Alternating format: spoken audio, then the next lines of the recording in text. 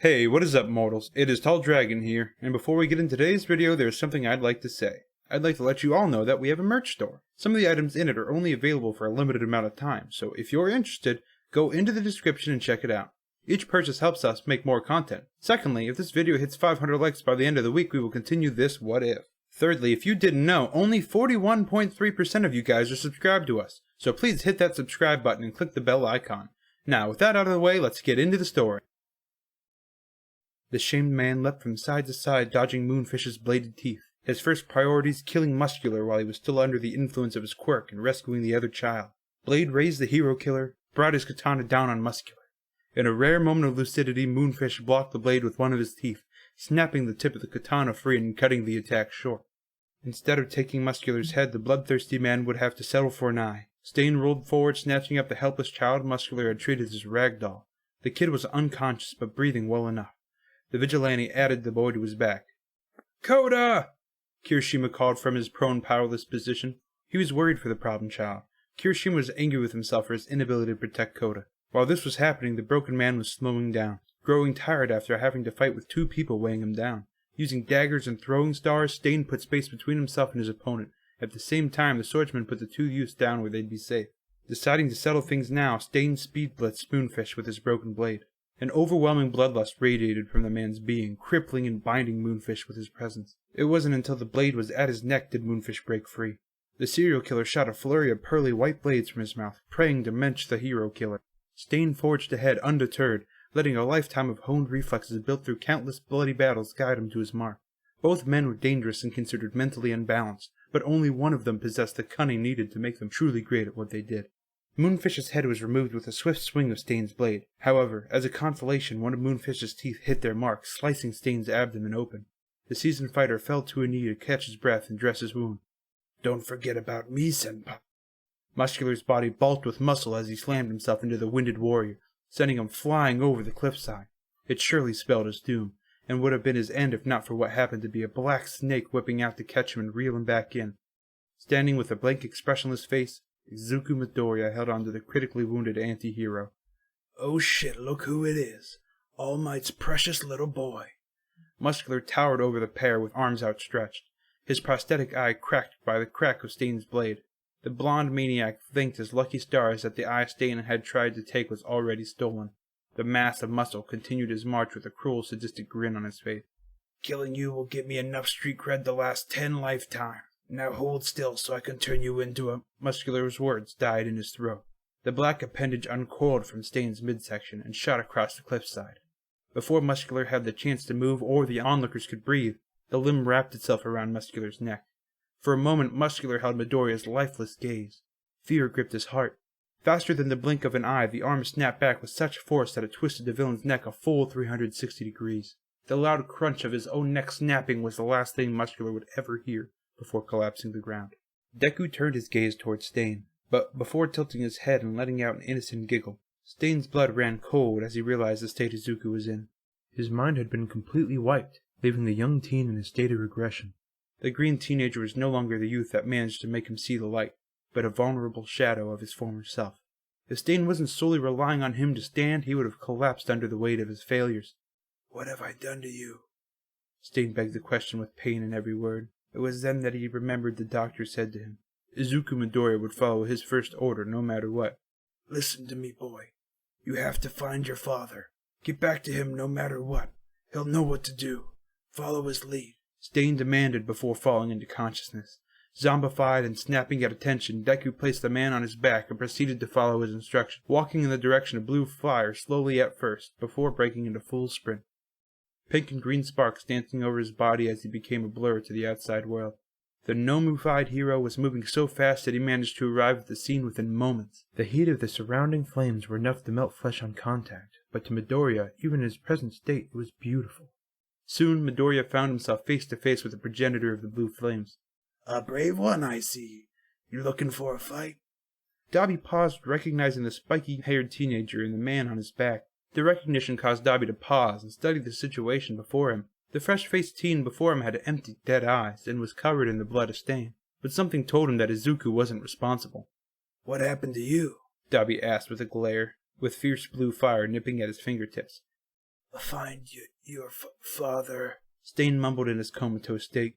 Sensing an opportunity, Dabi spoke with uncertainty. Come to me, son. The scarred villain said, not sure of what to expect. Deku tilted his head to the side in an effort to understand what he was being told. I'm your father, Dabi said slowly.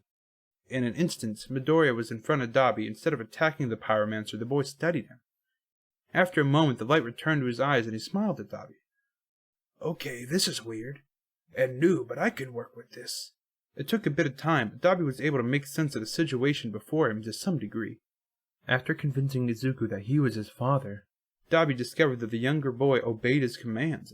While this made him uncomfortable to an extent, he was willing to exploit this. Dabi first commanded the youth to lay the unconscious Day down. Upon inspection, Dabi learned that his inspiration suffered from broken ribs and a gash on his gut. Using his fire, Dabi cauterized the wound shut, apologetically hiding Stain in the foliage. There was no doubt in the flame user's mind that Stain would find a way to survive, or escape the authorities if he was discovered. If it had been any other time, Dabi would have prioritized his idol, but at the moment his hands were tied. All right, let's get this thing started and see what you can do. The newly formed duo walked deeper into the forest. Before we get back into the story, I would like to say that we've got a second channel called Anime Deep Dive. Anime Deep Dive goes over the hard facts of the anime presented. Now, in case you guys didn't know, we have a third channel called Anime Theory. Anime Theory mainly focuses on a large variety of mind-boggling anime theories. If you're interested in content like this, please go check the description below, or click the eye icon in the top right corner. Now, with that out of the way, let's get back into the story. Let's be best friends! Uraraka found herself locked in a battle with a knife-wielding psycho. The other girl rambled on about love and friendship while trying to stab at her. The other girl's words fell on Uraraka deaf. She was too angry to listen to her.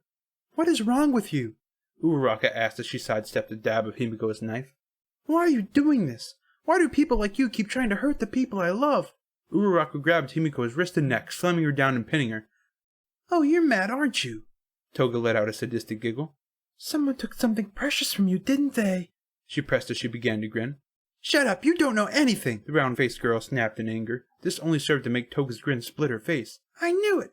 I could feel the pain and the anger radiating off of you when we met. You lost someone you were in love with. It's so romantic, isn't it? Like Romeo and Juliet. Toga raved, growing even more excited as her captor's brave mask began to crack under the weight of her emotions. Shut up! Ochako yelled, losing her composure, letting go of the villain and raised a fist to punch Himiko out. Ochako, don't! Still pinned to a tree but not helpless, Sue shot her tongue out, wrapping it around her friend's waist, pulling her away in time to save her from being stabbed by Toga's knife. Aw, Pooh, we were just getting to the best part. Toga chuckled as she got back to her feet. At the same time, Uraraka helped free Asui from the needle that held her in place. Uraraka? Suyu? Shoto and Mezzo came out of the brush in time to see their friends in danger. Get away from them! Mezzo used her size and strength to send the Toga flying back, but like a cat she landed on her feet. Dang, it was just getting fun. I don't feel like dying, so I'll leave now. Toga tried to flee, but an ice barrier erected in her behind her, leaving the villainess with no way out. You're not going anywhere, Todoroki said with a scowl. I won't let anyone who hurts my friends get away, Shoto declared, sending a wave of ice at Himiko, overwhelming and capturing her in a sheet of ice. Shit, Toga would curse with the chattering teeth. You won't hurt anyone else again. Shoto's passionate monologue was cut short by a blast of air pressure that shattered his ice barrier, inadvertently freeing the villain he had just captured. A figure shot through the air, catching the girl who had tormented his friends in his arms. When the dust settled, the UA students had a familiar sight in view. It was their friend Izuku Midoriya. Snarling at them with fury, Todoroki could only see his father rivaling. I can't believe we have to save your ass too, Crazy. If I knew it was going to be like this, I wouldn't have left Stain behind, Dabi said, speaking the last part silently, with an unconscious mustard slung over his shoulder. Hey, that's not fair! I was promised backup that never came! Well, it doesn't matter now. We're leaving. Now!